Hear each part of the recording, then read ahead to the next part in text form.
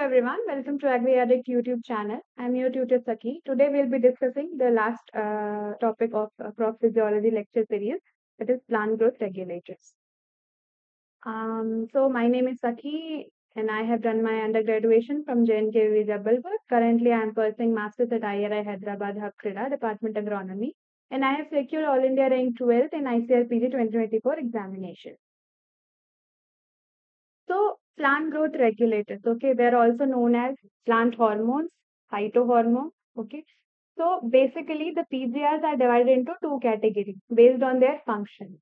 So first is growth promoters, the ones which are promoting the growth, and the second is growth inhibitors, the ones which are inhibiting the growth, okay. So in growth promoters, there are three PGRs, that is auxin, gibberellins, and cytokinin. Whereas in growth inhibitors, there are two PGRs, that is abscisic acid and ethylene. Abscisic acid is represented as ABA, abscisic acid, and it is referred to as stress hormone. Whenever a plant is facing some kind of stress, the plant will start producing abscisic acid. Okay, so that's why it is called as stress hormone. It is a representative the presence of ABA in plants, like presence of ABA in large amounts in plants, it indicates that that plant is under stress. Okay, so let's come to the how we got to know about plant growth regulators. So all the five major groups of PGR, their discovery is accidental. Okay, so first we'll talk about the auxins discovery. So the Charles Darwin and his son Francis Darwin, they were conducting experiments on the coleoptiles of canary grass. This canary grass is important. Okay, so they were conducting this experiment for this canary grass. So they applied unilateral illumination. For say this is canary grass, they applied unilateral illumination of sunlight. After that, they found out that this canary grass coleoptile started bending. Okay, so they said that there is some transmittable influence. Something is getting transmitted from back side to the front side of the coleoptile, which is leading to this phototropism, okay, towards the light source. So they only told that there is something transmittable influence. Later on, this auxin was isolated by F.W. Wendt, important, from the tips of coleoptiles of oat seedling. Later on, that transmittable influence, we got to know that it is auxin that was being transmitted from coleoptile, so which led to the phototropism of this coleoptile of canary grass. Okay. Next comes the gibberellic acid. How we got to know about gibberellic acid? So Bakane disease of rice, which means foolish seedlings in Japanese, is a condition where infected rice seedlings grow abnormally tall, thin, and weak, often collapsing and die. Like they found out that there is a disease, that Bakane disease, that means foolish seedling. In that rice seedling grow abnormally tall. That seedling is thin and weak, so which is leading to their collapsing and die. So excessive elongation is not due to natural growth. This was caused by the fungal pathogen, that is Gibberella fujikuroi. This is important. In 1926, a Japanese plant pathologist, that is Kurosawa, made a key discovery. Even when the rice seedling were treated with sterile, that is fungus-free filtrates of Gibberella fujikuroi, they still showed some symptoms: unusually tall and spindly growth.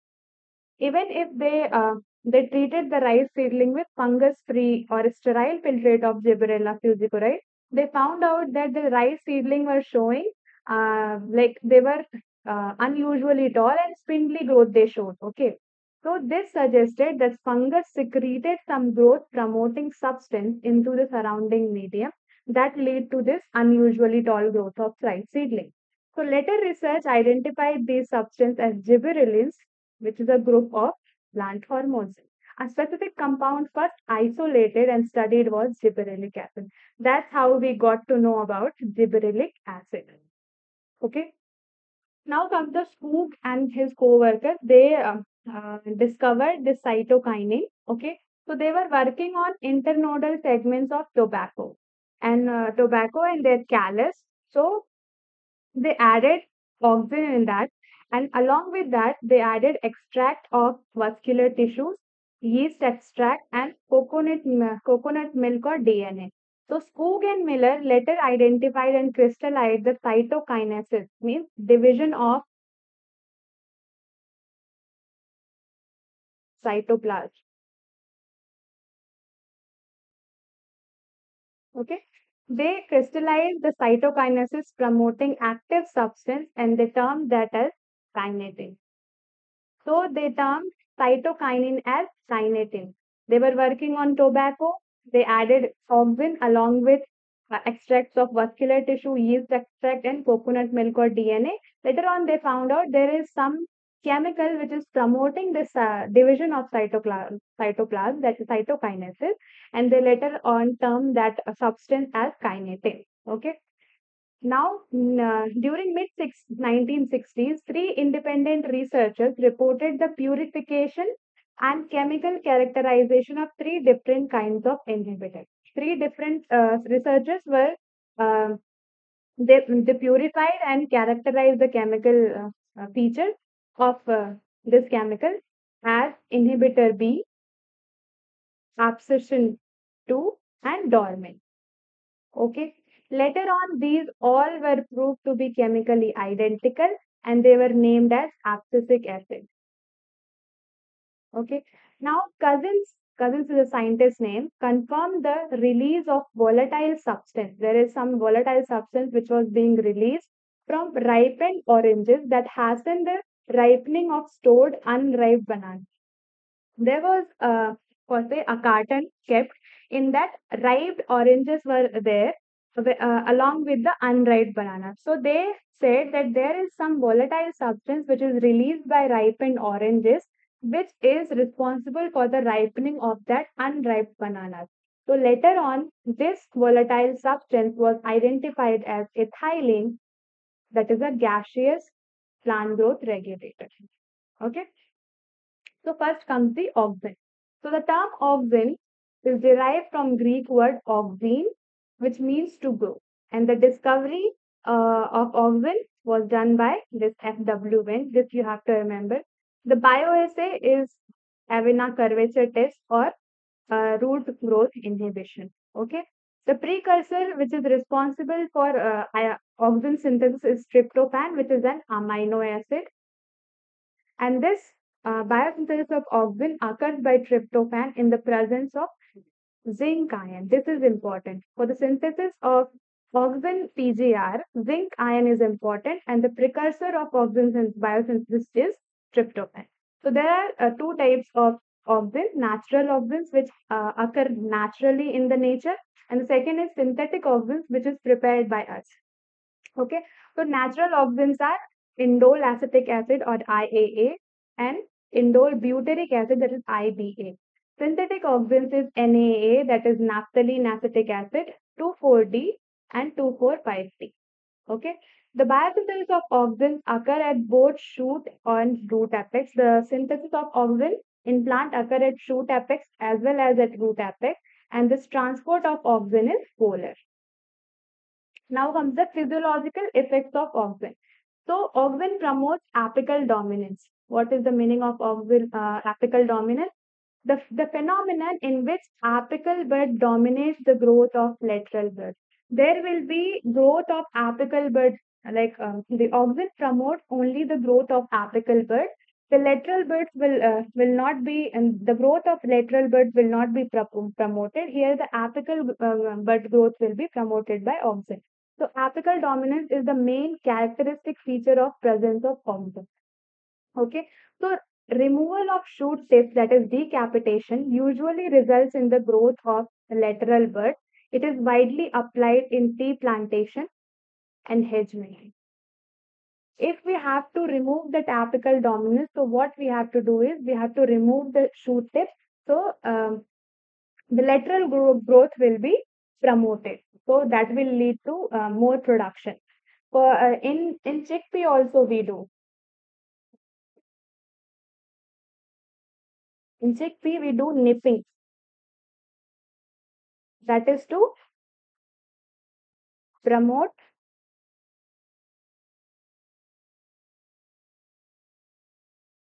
lateral growth. Okay. So this is also to remove that influence of that apical dominance. In chickpea we do nipping. Okay. Next comes the organ promotes cell division and cell enlargement. Mainly cell division, cell elongation. It helps in cell division. Organ also controls the xylem differentiation. Now comes the root initiation. Rooting on stem cuttings. In horticulture, we go for stem cuttings. Okay. So very widely used plant propagation method, that is stem cutting. So we use IBA, that is indole butyric acid, and NAA to promote the rooting in stem cutting. So it is having a commercial usage in the horticulture department. So because auxin initiates or auxin promotes root initiation. Prevention of abscesses. IAA and NAA prevent premature abscissions of plant organs, promote the abscissions of older mature leaves and fruit. So, what auxin will do? It will lead to abscission of old and mature leaves, which are which are not contributing to the photosynthese, not producing photosynthese for plants. So they will remove these old mature leaves, and they will prevent premature abscissions of new organs or new leaves. Okay, so this is important. That auxin is responsible for prevention of abscission. Fifth is parthenocarpy, means production of fruit without seed. Without seedless fruits can be produced by the spray of IAA, and this is practiced in tomato. Parthenocarpy by the use of auxin. Now, flower initiation. Auxin promotes flowering in pineapple and lychee. This is important.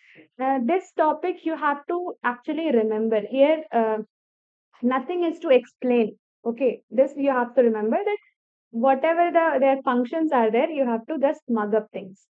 Selected weed control, as we all know, 2,4-D is a dicot weed. If it is used in high concentration, then it will act as herbicide. But if 2,4-D is used in low concentration, then this will be acting as PGR. Okay, this does not affect monocot plant, they only kill dicot weeds. Potato dormancy. Malic hydrazide and NAA keep lateral buds of potato tubers dormant. Thus, potato tubers can be stored for a longer day. There is one more application, that is potato dormancy. If we'll apply MH and NAA, so the potato tubers will remain dormant and can be used or can be stored for a longer duration. Now comes gibberellin. The discovery of gibberellin goes to Yabuta and Sumiki. See, this was first found out by E. Kurosawa, but isolated by Yabuta and Sumiki. Okay, and the precursor for gibberellin is acetyl coenzyme A. Bioassay of gibberellins, Barley endosperm test. It is based upon alpha amylase activity. Dwarf P and Mace test based upon internodal elongation activity. More than 100 types of gibberellins are found, like GA1, GA2, GA3, like that, GA100. But this GA3 is most important one and most popular. They are synthesized in buds, shoot, root, and germinating seeds. Now comes the physiological effects of gibberellin. So gibberellin is responsible for stem or internode elongation, as we studied in the discovery thing, that Gibberella fusiculae, which was releasing gibberellins, which is leading to tall tall plant of rice seedling. So They are responsible for internode elongation. This is the characteristic function of gibberellin.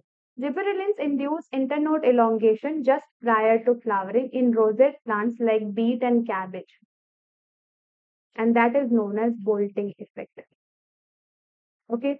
Then elongation of genetically dwarf plant. By application of gibberellin, the genetic dwarf plant can also be elongated. Like when gibberellins are applied to dwarf maize by some plants, they become tall, which are genetically dwarfed by the application of gibberellins. Those plants can increase their height. Okay. Gibberellin is important in seed germination. How? It induces the synthesis of hydrolyzing enzymes like alpha amylase, lipases, proteases in seed, and these enzymes help in seed germination by promoting breakdown of endosperm. Okay. Then increase in length of grape stalk as well as elongate, improve apple fruits. So grape, it will increase the length of grape stalk and improve apple fruit also. GA speed up malt formation or malting process, so helpful in brewing and wine industry. So it has one more important role because it speeds up the malt process. So it has very important role in brewing or wine industry. Now, increase in height of the sugarcane plants. Generally, sugarcane farmers, what they do, they spray gibberellic acid (PGR) to increase the yield of sugarcane up to 20 tons per acre because this GA application, GA spray will lead to the increase in height of the sugarcane. Okay, and the more the height, more will be the yield. And next is GA delays the senescence in plant parts. So the fruits can be left on tree longer so as to extend the market period by application of gibberellic acid. By application of GA, because it will delay the senescence of plant parts. So that tree can hold that fruits for a longer period because the fruits are perishable. So if they will be on tree for a longer period, so market period can be extended. So this is very beneficial for horticulture farmers. From horticulture point of view, this is very important. Spraying juvenile conifers with gibberellic acid hastens the maturity period, thus leading to early seed production. Okay. Next is cytokinin. This discovery of cytokinase is done by Hoog and Miller. Precursor for cytokinin formation is adenine, which is a modified furin. Bioassay of cytokinin, tobacco pit cell division test, and chlorophyll preservation or retention test. The natural cytokinin is zeatin, which was isolated from maize, and the synthetic cytokinin is kinetin, which was isolated from fish. Okay. Cytokinins are derivative of adenine nitrogenase, nitrogen base. Root tips are major sites of biosynthesis of cytokinin, also synthesized in the developing shoot buds and young fruits. So main site for biosynthesis of cytokinins are root tips, whereas it can also be synthesized in developing shoot buds and young fruits. Now, physiological effects of cytokinin. It promotes cell division. This is the most important characteristic of cytokinin. Next is morphogenesis. Morphogenetic changes like root and shoot development are induced by cytokinin and auxin in the presence in tissue culture. If low amount of cytokinin is there and high amount of auxin is there, this will lead to the root differentiation. Means root growth will be more, root cell division will be more. Whereas if the content of cytokinin is high and low auxin is there, then this will promote shoot differentiation. Means shoot cell division will be more. So this is important. This you have to remember. It helps overcoming the apical dominance. In auxin, we studied it promotes apical dominance, whereas the cytokinin it overcome apical dominance. CK promotes, that is cytokinin promotes growth of lateral buds. So it is important from agricultural point of view because the more will be the lateral growth, the more will be the production. And cytokinins delay senescence. This is known as Richmond-Lang effect. So this can be asked like Richmond Lang effects is associated with with which PGR. So that is cytokinin. Senescence is delayed by cytokinin as help in nutrient mobilization. It also help to produce new leaves and chloroplast in leaves. Okay, so cytokinin promotes lateral shoot growth and adventitious shoot formation. Next comes the ethylene. The discovery was done by Cousins. Cousins is name of the scientist. Okay. Precursor for ethylene is methionine. This is a amino acid. And bioassay of cytokinin triple response test. This is important. Ethylene can be included in both groups as growth promoter and growth inhibitor, but mainly it is a growth inhibitor hormone. Okay, ethylene is a simple gaseous PGR. This is the only one which is gaseous in nature. All other are not gaseous. Okay, so ethylene is gaseous in nature. It is a hydrocarbon reported as fruit ripening hormone. It is responsible for fruit ripening. One of the most widely used PGR in agriculture. This is very important. Biosynthesis of ethylene takes place by methionine amino acid. Ethylene is synthesized in large quantity by ripening fruits and senescent organs. Next, physiological effects of ethylene. In banana and apple, this is very important, post-harvest ripening of fruit. So in banana, apple and tomato, nowadays, ethepon or SEPA, that is chloroethyl phosphonic acid, is used at commercial level as source of ethylene. Ethylene enhances respiration rate during the ripening of fruits, and this rise in respiration is known as respiratory climactic. This is understood. This you have to remember the ethepon, which will lead to the formation of ethylene, and SEPA, chloroethyl phosphonic acid. Okay. Stimulation of senescence, the one more physiological effect of ethylene is it stimulates senescence and abscission of flower and fruit. So it is responsible for the thinning of cotton, cherry, and walnut. Flowering and synchronizing fruiting in pineapple. So it is important for synchronized flowering and fruiting in pineapple and flowering in mango. This is important. This you have to remember. It synchronizes the flowering and fruiting in pineapple and mango. Next comes it promotes root growth. This is very important. Ethylene promotes root growth and also stimulates the formation of root hair. Okay, thus helping the plant to increase their absorption surface. And it like increase the femaleness in cucumbers, promote female flowers to increase the production. This is one more important character of ethylene. It promotes female flowers to increase the cucumber production. Ethylene breaks seed and bud dormancy. This is important. Initiate germination in peanut seeds and sprouting of potato tubers. Ethylene promotes rapid internode or petiole elongation in deep water rice. This is important. It helps leaves or upper part of the shoot to remain above water. Next comes the abscisic acid. The precursor for abscisic acid is violazantin, and this abscisic acid was discovered for its role in regulating abscission and dormancy. But like other PGRs, it has other wide-ranging effects on plant growth also. Like it is a general plant growth inhibitor, an inhibitor of plant metabolism. ABA is mainly synthesized in senescent organs or old leaves, okay, which are going to die. ABA is also known as stress hormone, as I earlier told, because it protects plant from adverse conditions like water stress by inducing closing of stomata. This is important. Synthesis of ABA will lead to the closure of stomata that will reduce the transpiration water loss. Okay. So ABA increases the tolerance of plant to various kind of stresses. That's why we are calling it as stress hormone.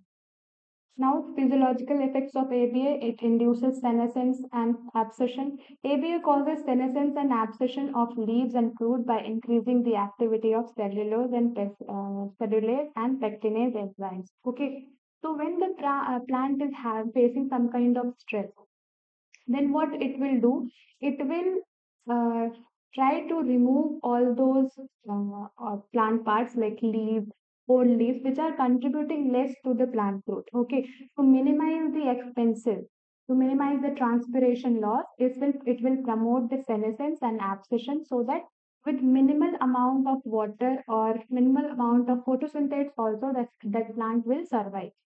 Okay, so like this ABA is promoting the survival of plant in uh, stress condition. It induces bud and seed dormancy. ABA increases bud and seed dormancy. It inhibits seed germination. ABA plays a major role in seed development, maturation, and dormancy. By inducing dormancy, ABA helps seeds to withstand desiccation, okay, and other factors which are unfavorable for growth. For say there is an unfavorable condition, so what will happen, this ABA will be produced in that seed, and it will like remove that chances of germination. So when the favorable condition will come, that seed will germinate because the content of the concentration of ABA will be decreased. So it will promote germination when there is a favorable condition for seed growth or plant growth. Now comes the stomata closing. ABA closes stomata under the water stress condition. So we can say it acts as an anti-transpirant. In most situations, ABA acts as an antagonistic of gibberellic acid. So it is an anti-gibberellic acid. This is very important. Okay. Next comes the vernalization, which is also known as yarovization or springification. In some plants, flowering either quantitatively or qualitatively dependent upon the exposure of low temperature. And this phenomena is known as vernalization. Generally, this vernalization process is used in temperate conditions to induce flowering.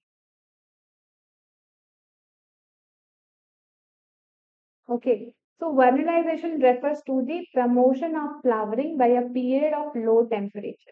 So the plant will be made to keep in a low temperature condition for a short time, and this will lead to the promotion of flowering in that. And requirements for success of vernalization is actively dividing cells, period of low temperature treatment, aerobic respiration. This is a previous year question. So the 2024 question they asked. Conditions for vernalization, in that aerobic respiration was the answer. And then optimum hydration and optimum nutrition. What is the mechanism for it? After perception of suitable low temperature period, a hypothetical hormonal substance that is known as vernalin is produced, which promotes flowering.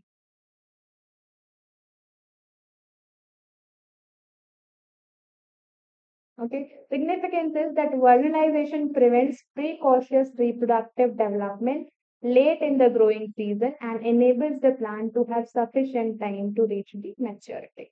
Okay. Now comes the questions. So this is asked in 2024. The vernalization is the induction of flowering process of plant by exposure of a prolonged cold. And this process are aerobic or anaerobic and light sensitive. We just studied it is aerobic. Very important. Next comes the which phytohormone forms the association between roots and microbes. So the answer is this strigolactones. So the strigolactones are a group of phytohormones that play a crucial role in the formation of symbiotic association between plant roots and arbuscular mycorrhizal fungi. These hormones are secreted into the rhizosphere where they stimulate the branching of fungal hypha, helping in establishment of mycorrhizal symbiosis. They also regulate shoot branching and root architecture. So this is important. Strigo lactose. Next is, which of the following statements are correct for gibberellins? This was asked in 2024. The first statement is, there are 50 forms of gibberellins. Gibberellins broke the dormancy. Gibberellins hasten senescence. Gibberellins hastens water uptake of plants. So this 50 forms of gibberellin is a right statement, though it can reach to 100 forms also. Okay, and gibberellins broke dormancy. This is true.